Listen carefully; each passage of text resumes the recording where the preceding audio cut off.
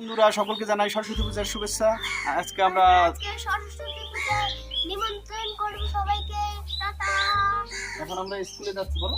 আমরা এখন স্কুলে যাচ্ছি সরস্বতী পূজা বন্ধুরা, এখন আমরা সরস্বতী পূজার জন্য বাবা ছেলে দুজনে আমরা চলে যাবো এখন আবিরের স্কুলে অ্যাকাডেমিতে। তারপর আমরা ওখান থেকে এই সাইকেলে করে যাব, তারপর ওখানে পূজা করবে, এটাও আমরা করবো। ঠিক আছে, সরস্বতী পূজা সকলকে জানাই শুভেচ্ছা এবং সবাই সরস্বতী পূজায় আজকে বিদ্যার দেবীর সবাই আরাধনা করে এবং বিদ্যার দেবীকে খুশি করে সবাই বেশি বেশি বিদ্যা অর্জন করো, এটাই আমরা বলবো। শিক্ষার আলো ঘরে ঘরে জানো। হরে কৃষ্ণ, জয় সরস্বতী। তো এই জন্যই তো হয় না।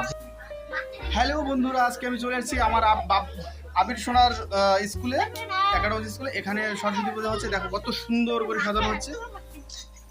ছোট্ট সোনামণিরা এখানে আছে, দেখো